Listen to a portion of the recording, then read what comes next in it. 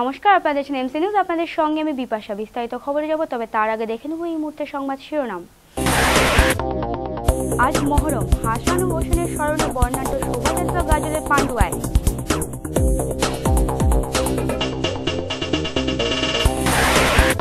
জেলা জুড়ে বাড়ছে ডেঙ্গু জ্বরের প্রকোপ, পরিস্থিতির মোকাবিলায় উচ্চ পর্যায়ে বৈঠক, যোগ দিলেন মন্ত্রী, জেলা শাসক সহ আরো অনেকে।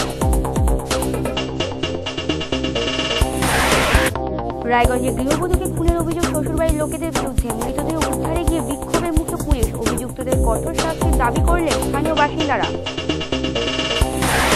এবং বেসরকারি বাস ও মিনিবাসের ছাত্রছাত্রীদের ভাড়ায় ছাড় দেওয়ার দাবি, গাজলে আকালপুরে পথ অবরোধ করে বিক্ষোভ প্রায় শতাধিক পড়ুয়ার, ঘটনাস্থলে ভিডিও এবং গাজল থানার পুলিশ। আসছে বিস্তারিত খবরে।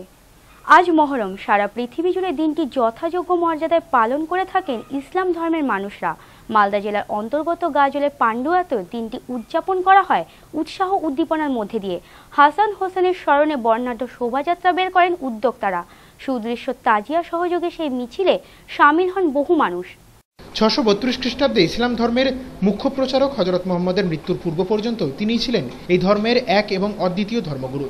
তার প্রণীত সিদ্ধান্তকে মেনে চলতেন ইসলাম ধর্মাবলম্বীরা, কিন্তু তার মৃত্যুর পরেই তার উত্তরাধিকার নিয়ে বিরোধ বাধে খলিফা এজিদের সঙ্গে হযরত মুহাম্মদের দৌহিত্র হাসান এবং হোসেনের। কারবালার মরু প্রান্তরে ধর্ম রক্ষার্থে প্রাণ দেন হাসান এবং হোসেন। কারবালা সেই ঐতিহাসিক ঘটনা ঘটেছিল ইসলামিক ক্যালেন্ডারের মহরম মাসের 10 তারিখে। সেই থেকে প্রতি বছরেই দিনটি মুসলিম বিশ্বে পালন করা হয় মহরম হিসেবে। প্রতি বছরের মতো এবারও মঙ্গলবার যথাযোগ্য মর্যাদায় দিনটি উদযাপন করা হয়। এদিন সকালে গাজলের পান্ডুয়া থেকে বের হয় বর্ণাঢ্য শোভাযাত্রা। হাসান হোসেনের স্মরণে নির্মিত বিশালাকার সুদৃশ্য তাজিয়া নিয়ে সেই শোভাযাত্রা পরিক্রমা করে বিভিন্ন পথ।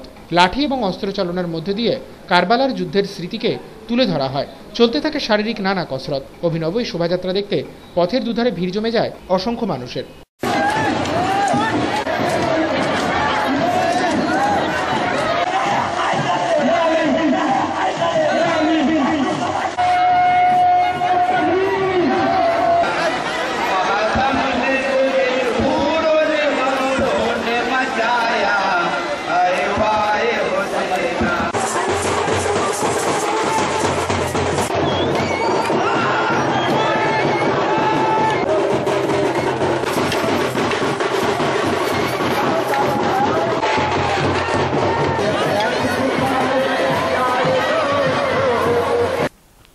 মালদা শহরে পীরানত্য জাহানপীর সাহেবের মাজার সংস্কার করে আজ তার শুভ উদ্বোধন হয়ে গেল।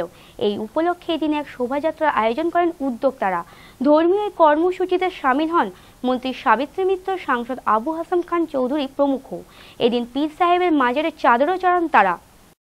উৎসব ঘুচিয়ে দিল সমস্ত বিভেদ, রাজনৈতিক মতভেদ ভুলে একই সঙ্গে পথে হাঁটলেন তৃণমূল নেত্রী সাবিত্রী মিত্র এবং সাংসদ আবু হাসান খান চৌধুরী। মঙ্গলবার সারা দেশের পাশাপাশি মালদা শহরও ব্যাপক উৎসাহ উদ্দীপনার মধ্য দিয়ে পালন করা হয় মহরম উৎসব। এদিন শহরের রতুল মার্কেট সংলগ্ন পীরানত্তর পীর জাহানপীরের মাজারের সংস্কারের পরে তা নতুন করে সূচনা করা হয়। এই উপলক্ষে মাজার কমিটির পক্ষ থেকে আয়োজন করা হয়েছিল এক শোভাযাত্রার। প্রায় শতাধিক মুসলিম ধর্মাবলম্বীদের পাশাপাশি এদিনের শোভাযাত্রার একেবারে পুরো ভাগে পা মেলাতে দেখা যায় দুই রাজনৈতিক প্রতিদ্বন্দ্বীকে। বিভিন্ন পথ পরিক্রমার পর মাজারে সেই শোভাযাত্রা পৌঁছানোর পর পীর সাহেবের মাজারে চাদর চড়ান তারা। অংশ নেন সমবেত প্রার্থনায়। এছাড়াও এদিন উদ্যোক্তাদের পক্ষ থেকে সকলের মধ্যে বিতরণ করা হয় সিন্নি। মন্ত্রী এবং সাংসদ দুজনেই জানান মহরম উপলক্ষে সমস্ত ভেদাভেদ ভুলেই এদিন তারা উৎসবে সামিল হয়ে সাম্প্রদায়িক ঐক্যের বার্তাকে তুলে ধরতে চেয়েছেন।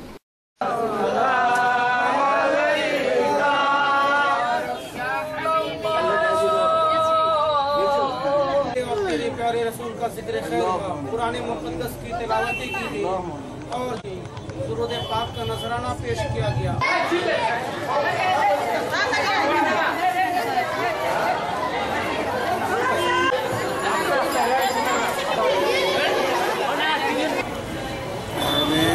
अच्छा ভালো করে হোক সবাই। এটা একটা বিষাদের দিন, কোনো আনন্দের দিন না। আমাদের একজন সুফি লোক যার মাজারে চাদর চালানো হলো আর ওখানে প্রার্থনা করা। ডেঙ্গু নিয়ন্ত্রণে উচ্চ পর্যায়ে বৈঠক মালদা জেলা প্রশাসন এবং স্বাস্থ্য প্রশাসনের। মালদা মেডিকেল কলেজ সভাকক্ষে আয়োজিত এই বৈঠকে উপস্থিত ছিলেন মন্ত্রী কৃষ্ণেন্দু নারায়ণ চৌধুরী, জেলা শাসক শরৎ কুমার দ্বিবেদী, বিএমওএস দিলীপ কুমার মণ্ডল সহ আরও অনেকে। স্বাস্থ্য প্রশাসনের দাবি কার্যত অসাপ। মালদায় ক্রমশ ভয়াবহ চেহারা নিচ্ছে ডেঙ্গু। ইতিমধ্যে আরও 13 জনের রক্তে মিলেছে এই রোগের জীবাণু। পরিস্থিতি মোকাবিলায় শেষ পর্যন্ত হস্তক্ষেপ করলেন রাজ্যের মন্ত্রী তথা রোগী কল্যাণ সমিতির চেয়ারম্যান কৃষ্ণেন্দ্র নারায়ণ চৌধুরী। তার পৌরোহিত্যেই আজ মালদা মেডিকেল কলেজ হাসপাতালে অনুষ্ঠিত হল উচ্চ পর্যায়ের বৈঠক। উপস্থিত ছিলেন জেলা শাসক শরৎ কুমার দ্বিবেদী, মুখ্য স্বাস্থ্য আধিকারিক দিলীপ কুমার মণ্ডল সহ স্বাস্থ্য প্রশাসনের উচ্চ কর্তারা। বৈঠক শেষে মন্ত্রী জানান, ক্রমবর্ধমান রোগীর কথা মাথায় রেখে মালদা মেডিকেল কলেজ হাসপাতালে ডেঙ্গু আক্রান্তদের জন্য আলাদা একটি ওয়ার্ড খোলার ব্যবস্থা করা হয়েছে। এছাড়াও পরিস্থিতি আয়ত্তে আনতে জেলা প্রশাসনের পক্ষ থেকেও নেওয়া হয়েছে বেশ কিছু ব্যবস্থা। গত কয়েকদিন ধরে জেলায় বাড়ছিল অজানা জ্বরের প্রকোপ। কালিয়াচক থানার নয়াবস্তি গ্রামে জ্বরে মৃত্যু হয়েছে 5 জনের, অসুস্থ আরও অনেকে। শুধু কালিয়াচক নয়, জেলার অন্যান্য প্রান্তেও জ্বরের প্রকোপ বাড়তে থাকে। প্রায় শতাধিক মানুষকে ভর্তি করতে হয় হাসপাতালে। চিকিৎসাধীনদের রক্ত পরীক্ষা করার পর বেশ কয়েকজনের রক্তে ধরা পড়েছে ডেঙ্গুর জীবাণু। এদের বেশিরভাগই কালিয়াচকের বাসিন্দা। সোমবার নয়াবস্তি গ্রামে গিয়ে বিক্ষোভের মুখে পড়তে হয় স্বাস্থ্য দপ্তরের প্রতিনিধি দলকে। জেলা মুখ্য স্বাস্থ্য আধিকারিক দিলীপ কুমার মণ্ডল দাবি করেন, বর্তমানে ডেঙ্গু নিয়ন্ত্রণে রয়েছে। তার সেই দাবির 24 ঘন্টা কাটতে না কাটতেই ফের মালদা মেডিকেল কলেজ হাসপাতালে 4 জনের রক্তে নতুন করে পাওয়া গেছে ডেঙ্গুর জীবাণু। এরা হলেন আনোয়ার শেখ, আলাউদ্দিন শেখ, শামিউল শেখ এবং সাদিকুল রহমান। 4 জনের বাড়ি কালিয়াচকে। এছাড়াও আরও 9 জনের রক্তেও এই রোগের জীবাণু পাওয়া গেছে বলে খবর। পরিস্থিতি উদ্বেগজনক হতে থাকায় শেষ পর্যন্ত হস্তক্ষেপ করতে হয় মন্ত্রী কৃষ্ণেন্দ্র নারায়ণ চৌধুরীকে। জেলা শাসক শরৎ কুমার দ্বিবেদীকে সঙ্গে নিয়ে মঙ্গলবার তিনি হাজির হন মালদা মেডিকেল কলেজ হাসপাতালে।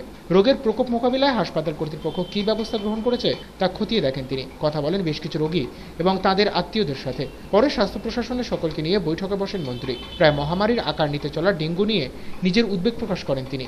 স্বাস্থ্য দপ্তরের আধিকারিকদের নির্দেশ দেন দ্রুত প্রয়োজনীয় ব্যবস্থা গ্রহণের।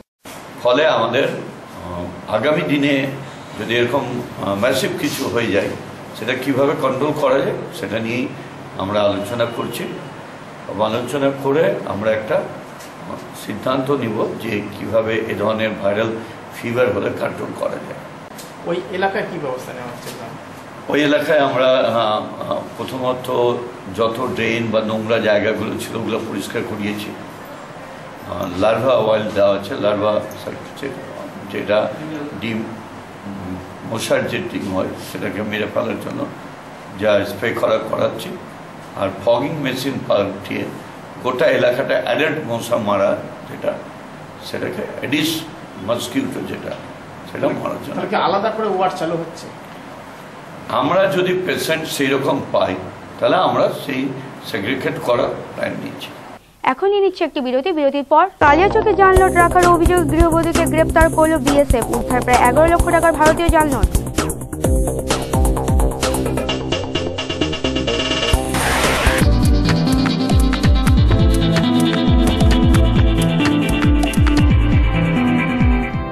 সময়ের সঙ্গে সঙ্গে দৌড়চ্ছি আমরা, তার মাঝে রয়েছে হাজারো কাজের ব্যস্ততা।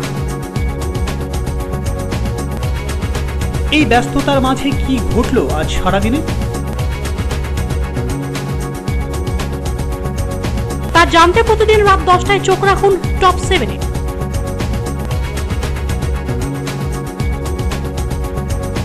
শুধুমাত্র এমসিটিভির পর্দায়।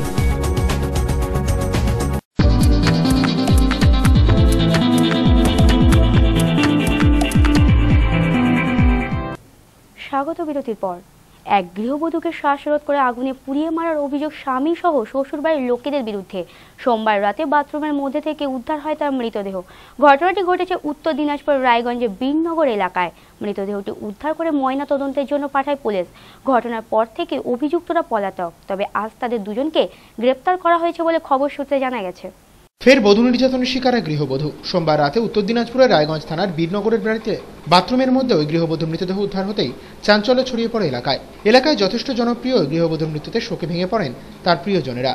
অভিযোগ, বাপের বাড়ি থেকে দাবি মতো টাকা আনতে না চাওয়ার কারণেই তাকে শ্বাসরোধ করে খুন করা হয়েছে। ঘটনার খবর পেয়ে রাতে ঘটনাস্থলে ছুটে যান ডিএসপি শুভেন্দু মণ্ডলের নেতৃত্বাধীন বিশাল পুলিশ বাহিনী। জানা গেছে, বীরনগরের বাসিন্দা পেশায় কাঠমিস্ত্রি কার্তিক বসাকের সঙ্গে বেশ কয়েক বছর আগে বিয়ে হয়েছিল রুম্পা বসাকের। তাদের একটি কন্যা সন্তান রয়েছে যে 5ম শ্রেণীতে পড়াশোনা করে। সোমবার বিকেলে সে স্কুল থেকে ফেরার পরেই মায়ের মৃতদেহ দেখতে পায় বাথরুমের মধ্যে। এরপরে তার চিৎকারেই ছুটে আসেন প্রতিবেশীরা। তাদের অভিযোগ, পণের দাবিতে প্রায়শই নির্যাতন করা হতো রুম্পার ওপর। সম্ভবত স্বামীসহ শ্বশুরবাড়ির সকলে শ্বাসরোধ করার পর আগুনে পুড়িয়ে নৃশংসভাবে খুন করেছে তাকে। একই দাবি তার কন্যা সন্তানের। ঘটনার পরিপ্রেক্ষিতে রায়গঞ্জ থানায় একটি লিখিত অভিযোগ দায়ের করা হলে তদন্ত শুরু করে পুলিশ। সেই তদন্তের সূত্র ধরে মঙ্গলবার দুজনকে গ্রেপ্তার করা হয়েছে বলে জানা গেছে। মৃত গৃহবধূর আত্মীয় পরিজন এবং স্থানীয় বাসিন্দারা অভিযুক্তদের কঠোর শাস্তির দাবিতে সোচ্চার হয়েছেন।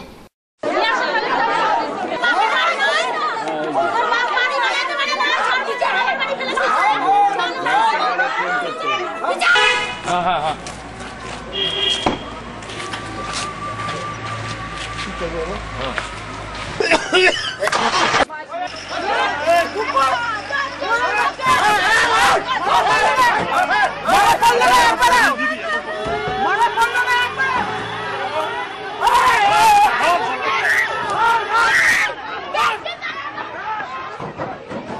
বোনকে এরা বাথরুমে ঢুকিয়ে কেরোসিন তেল দিয়ে আগুনে পুড়িয়ে মেরে ফেলেছে। বুঝতে পারছেন, আমার বোনের আজ 14 বছর হলো বিয়ে হয়েছে। আমাদের দুই বোনের 6 মাস আগে পিছিয়ে বিয়ে হয়েছে।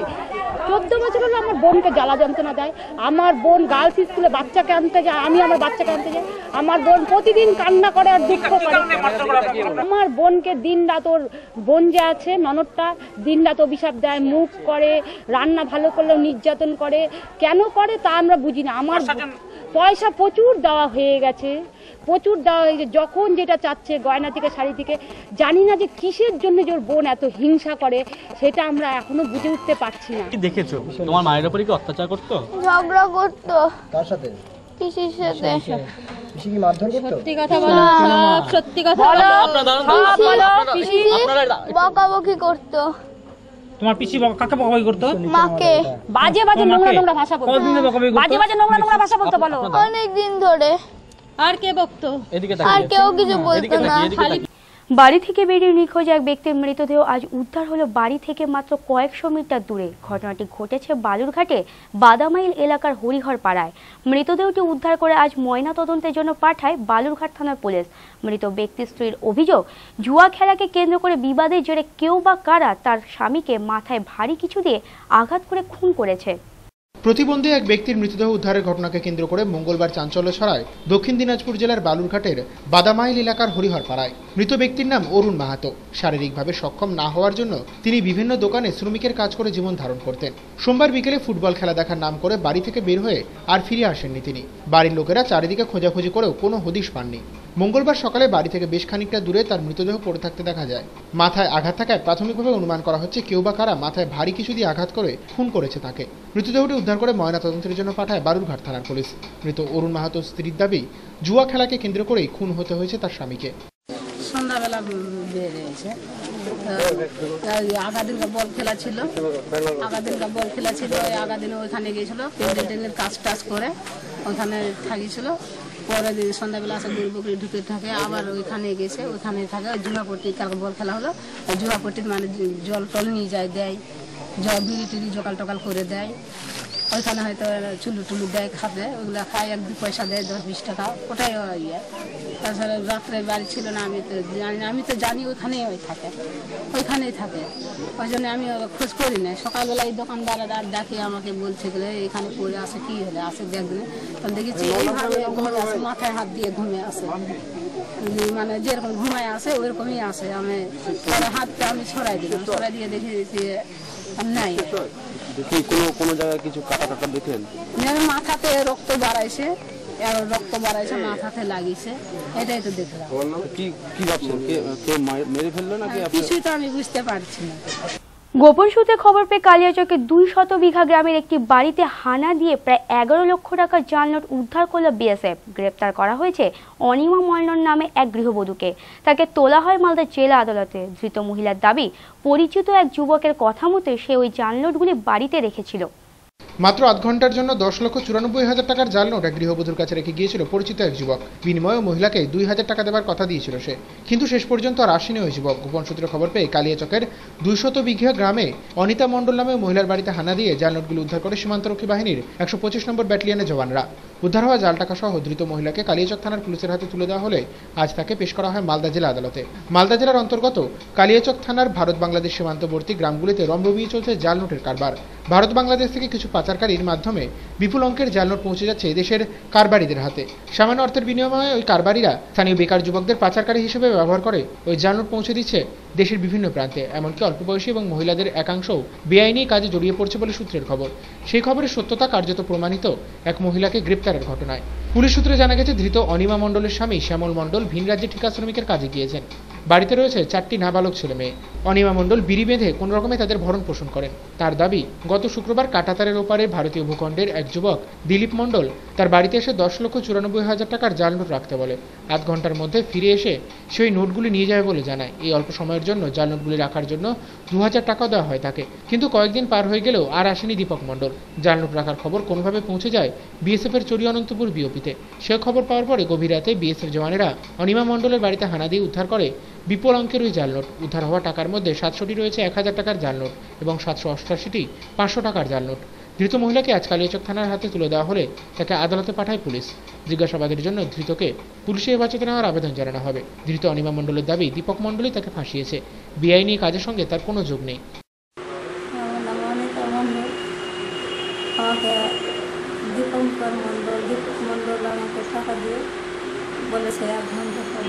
কবে দিয়েছিল? তার বাড়ি কোথায়?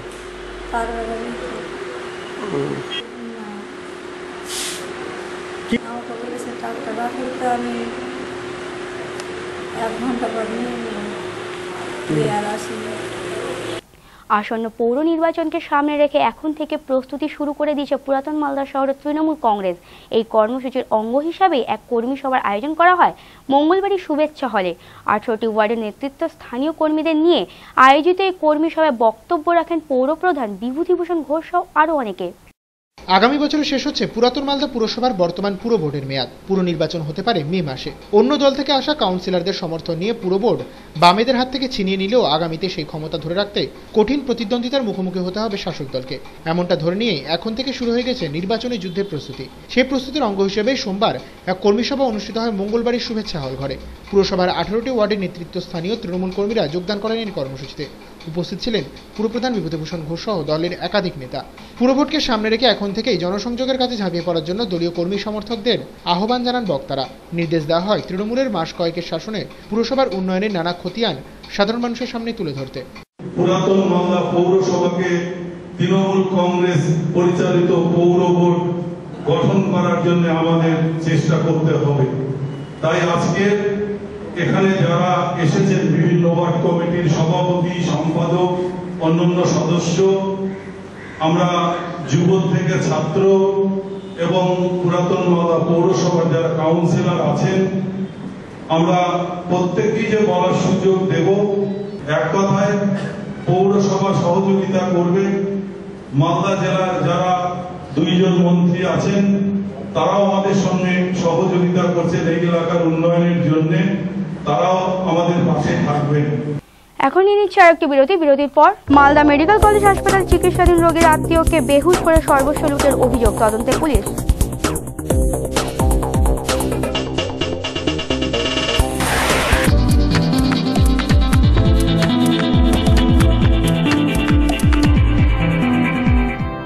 সময়ের সঙ্গে সঙ্গে দৌড়চ্ছি আমরা, তার মাঝে রয়েছে হাজারো কাজের ব্যস্ততা। এই ব্যস্ততার মাঝে কি ঘটলো আজ সারাদিনে, তা জানতে প্রতিদিন রাত 10টায় চোখ রাখুন টপ 7-এ।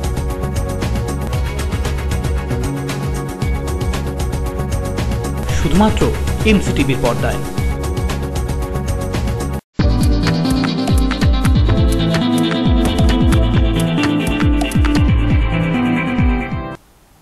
স্বাগত বিরতির পর। ফের প্রশ্নচিহ্নের মুখে মালদা মেডিকেল কলেজ হাসপাতালের নিরাপত্তা। চিকিৎসাধীন এক রোগীর আত্মীয়কে মাদক মেশানো খাবার খাইয়ে দুষ্কৃতীরা তার সর্বস্ব লুট করে নিয়ে পালায় বলে অভিযোগ। আজ সকালে ওই ব্যক্তির অচেতন দেহ পড়ে থাকতে দেখা যায় হাসপাতাল চত্বরের মধ্যে। স্বাস্থ্যকর্মীরা তাকে উদ্ধার করে চিকিৎসার ব্যবস্থা করেন। মালদা মেডিকেল কলেজ হাসপাতালে চিকিৎসাধীন স্ত্রীকে দেখতে এসে সর্বস্ব খোয়াতে হলো এক ব্যক্তিকে। মঙ্গলবার সকালে তার অচেতন দেহ মর্গের সামনে থেকে উদ্ধার করে চিকিৎসার ব্যবস্থা করেন স্বাস্থ্যকর্মীরাই। জানা গেছে আক্রান্ত ওই ব্যক্তির নাম খেকদুল রায়, বাড়ি চাঁচলের জিয়াগঞ্জে। কর্মসূত্রে অবশ্য তিনি থাকেন কলকাতায়। তার প্রসূতি স্ত্রীর হাসপাতালে ভর্তির খবর পাওয়ার পরে ট্রেন ধরে সোমবার গভীর রাতে মালদায় আসেন তিনি।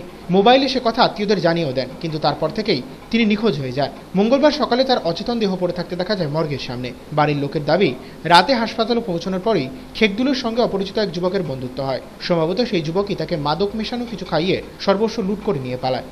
ছিল ভর্তি, ঠিক আছে, ও সালার ভর্তি ছিল, ও আসছিল কলকাতায় লেবারি কাজ করছিল। রাত্রে আসছিল গাড়ি থেকে, বাস তখন এই রাতের বেলা 3টার সময় নামেছিল গাড়ি থেকে। তখন টাকা পয়সা যা ছিল ওষুধ চা খাইয়ে ওষুধ খাইয়ে করে নিয়েছি। কোথায় হয়েছে? হাসপাতালে। পুরাতন মালদা পৌর স্তরীয় যুব সংসদ ও প্রশ্নোত্তর প্রতিযোগিতা অনুষ্ঠিত হয়ে গেল। বাচামারি জিকে উচ্চ বিদ্যালয়ে আয়োজিত এই কর্মসূচিতে পৌরসভা এলাকার বিভিন্ন স্কুলের ছাত্রছাত্রীরা অংশগ্রহণ করে। বিচারক হিসেবে উপস্থিত ছিলেন পৌর প্রধান বিভূতিভূষণ ঘোষ, গৌড় মহাবিদ্যালয়ের অধ্যক্ষ প্রাণতোষ সেন সহ আরও অনেকে। স্কুল কলেজের ছাত্রছাত্রীদের মধ্যে সংসদীয় গণতন্ত্র বিষয়ে বাস্তবসম্মত বোধ গড়ে তুলতে বিগত বাম জামানায় চালু করা হয়েছিল যুব সংসদ প্রতিযোগিতা এবং প্রশ্নোত্তর পর্ব। বর্তমান সরকারের আমলেও অব্যাহত রয়েছে সেই প্রচেষ্টা। পুরাতন মালদা পৌরসভা স্তরীয় প্রতিযোগিতা সোমবার অনুষ্ঠিত হয়ে গেল ব্যাপক উৎসাহ উদ্দীপনার মধ্য দিয়ে। বাচামারি জিকে হাই স্কুলে আয়োজিত অনুষ্ঠানে পুরসভা এলাকার অন্তর্গত বিভিন্ন স্কুলের ছাত্রছাত্রীরা অংশগ্রহণ করে। ছাত্রছাত্রীদের দ্বারা অভিনীত নকল সংসদের অভিনয় এদিন প্রশংসা কুড়িয়েছে দর্শকদের। এছাড়া আয়োজন করা হয়েছিল তাৎক্ষণিক বক্তব্য এবং প্রশ্নোত্তর প্রতিযোগিতা। এদিনের এই কর্মসূচিতে উপস্থিত ছিলেন পুরপ্রধান বিভূতিভূষণ ঘোষ, গৌড় মহাবিদ্যালয়ের অধ্যক্ষ ডক্টর প্রাণতোষ সেন প্রমুখ।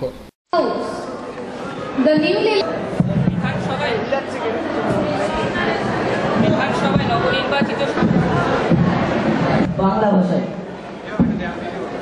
We know that Sri Shiv Shankar Roy Chaudhary, who is now within us, was an eminent advocate and politician. He came to Kolkata with his বেসরকারি গাড়িতে ছাত্রছাত্রীদের ছাড় দেওয়া সহ বিভিন্ন দাবি নিয়ে গাজলে আকালপুরের কাছে পথ অবরোধ করেন স্থানীয় বাসিন্দা এবং ছাত্রছাত্রীরা। দীর্ঘক্ষণ ধরে রাজ্য সড়ক অবরুদ্ধ হয়ে থাকায় ব্যাপক যানজটের সৃষ্টি হয়। অবরোধে আটকে পড়ে চাঁচলের মহকুমা শাসকের গাড়ি। খবর পেয়ে গাজলের বিডিও এবং ওসি ঘটনাস্থলে পৌঁছে পরিস্থিতি নিয়ন্ত্রণে আনেন।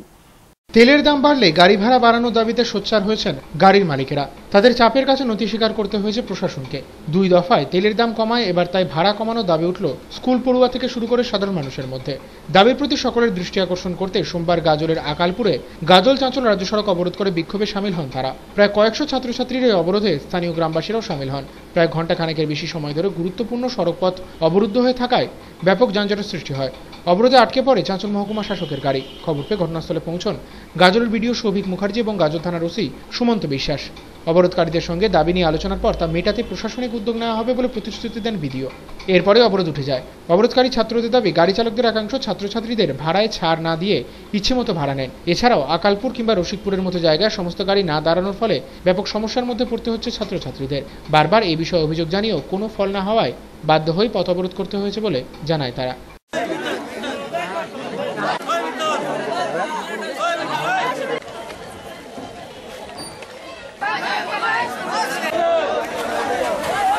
আমাদের ভাড়াটা বেশি না হচ্ছে।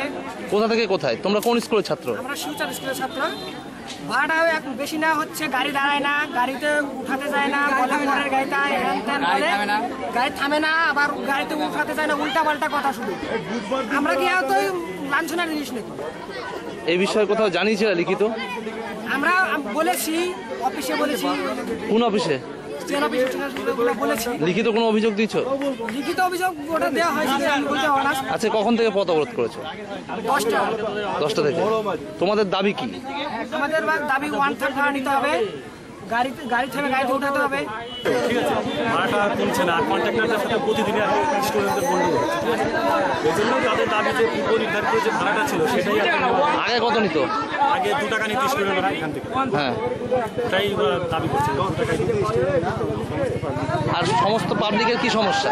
পাবলিকের সমস্যাটা ঠিক একই, কারণ দুভাবে আর কি ভাড়াটা কমলেও দেখলে মানে প্রত্যেকের সরকারের কাছে গিয়ে যে দাবি দেওয়া করা হয় কন্ট্রাক্টর বা বাস মালিকরা যেগুলো করে, পাবলিকের হয়ে কেউ করছে না। যার জন্য আমাদের স্টুডেন্টের মাধ্যমে আমরা এই বার্তাটা জানিয়ে দিতে চাইছি যে ভাড়াটা। আপনার নাম কি? দেবাশিস বিশ্বাস। গাজলের বিডিও সৌভিক মুখার্জি এবং গাজল থানার ওসি সুমন্ত বিশ্বাস জানান, ছাত্রছাত্রীদের সমস্যার কথা তারা শুনেছেন। বিষয়টি উপযুক্ত জায়গায় জানিয়ে তার যেন সমাধান হয় সেই চেষ্টা করা হবে। ভাড়া নাকি ছাত্রদের থেকে বেশি নেয়, 3 টাকা 4 টাকা। কন্ডাক্টাররা নাকি ছাত্রছাত্রীদের সাথে খুব খারাপ আচরণ করে। এইসব নিয়ে কিছু স্কুলের ছাত্রছাত্রীরা পথ অবরোধ করেছিলেন। আমি এবং ওসি সাহেব এসেছিলাম, এসডিও সাহেব সাথে ছিলেন। আমরা আলোচনা করলাম, আলোচনা হয়েছে যে বাস মালিকদের সঙ্গে নিয়ে, ছাত্রদের সঙ্গে নিয়ে আমরা আগামী বুধবার মানে 5 তারিখে একটা আলোচনায় বসবো, যাতে ওদের দাবি দেওয়াগুলোকে সহানুভূতির সঙ্গে কনসিডার করা যায়। এখন দেখে নেব কিছু টুকরো খবর।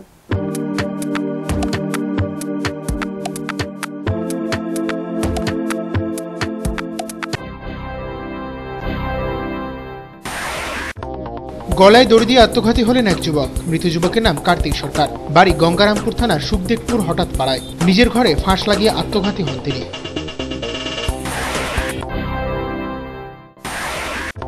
বিশ্ব হিন্দু পরিষদের 50 বছর পূর্তি উপলক্ষে সংগঠনের পক্ষ থেকে রক্তদান শিবির অনুষ্ঠিত হলো লালপুর বোদরা এলাকায়। লালপুর বোদরা এলাকার মা শারদা শিশু মন্দিরে অনুষ্ঠিত এই রক্তদান শিবিরে উপস্থিত ছিলেন সংগঠন এবং এলাকার অনেক বিশিষ্ট ব্যক্তিবর্গ।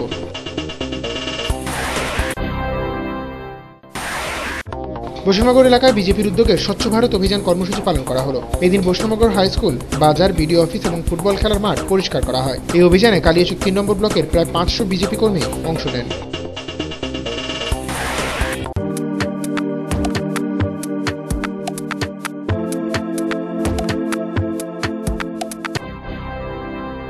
শেষ করার আগে সংবাদ শিরোনাম আরও একবার। আজ মহরম, হাসান ও হোসেনের স্মরণে বর্ণাঢ্য শোভাযাত্রা গাজলের পান্ডুয়ায়।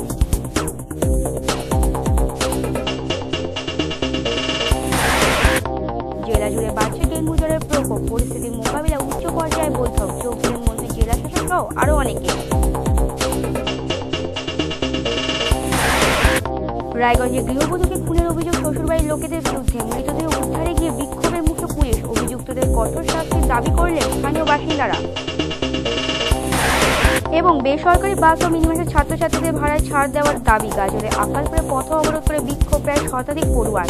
ঘটনাস্থলে ভিডিও এবং গাজল থানার পুলিশ। এখনকার মতন এমসি নিউজ এই পর্যন্ত, দেখা হবে পরবর্তী বুলেটিনে। নমস্কার।